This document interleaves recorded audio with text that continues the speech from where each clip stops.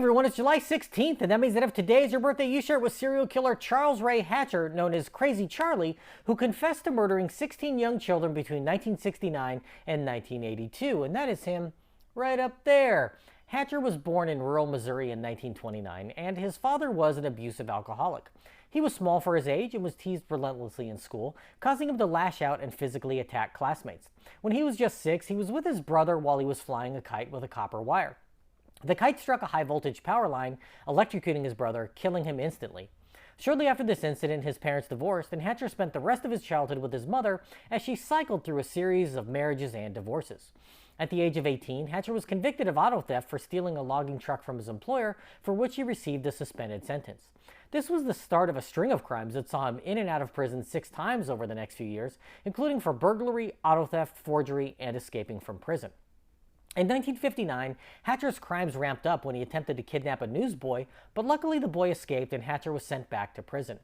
In 1961, Hatcher is believed to have killed for the first time when he was the only one who'd been in proximity to a fellow inmate that was sexually assaulted and stabbed to death. Not enough evidence existed to get a conviction, so he spent time in solitary confinement, but no additional punishment was levied. At this time, Hatcher requested psychiatric help, but was refused, and there's no telling if that may have helped prevent things from getting worse. He was released in 1963 and headed west to California, settling in the East Bay. In 1969, Hatcher killed again, this time abducting a 12-year-old boy who he strangled to death. Just a few days later, another boy went missing in San Francisco, and Hatcher was found beating and sexually assaulting the child.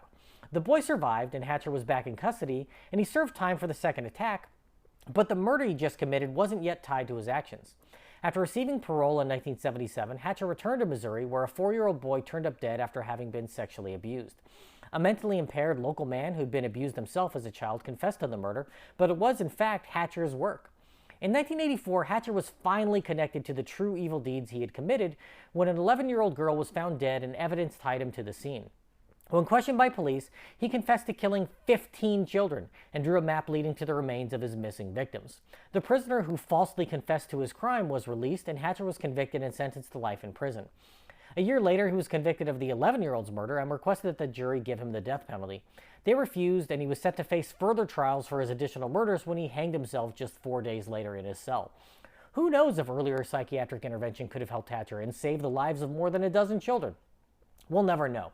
If this is your birthday, I hope you have a great day. Leave me a comment so I can wish you a happy birthday. If you know somebody whose birthday it is today, send them this video so I can find out all about their birthday twin. And to Charles Ray Hatcher, I say, happy birthday, you bastard.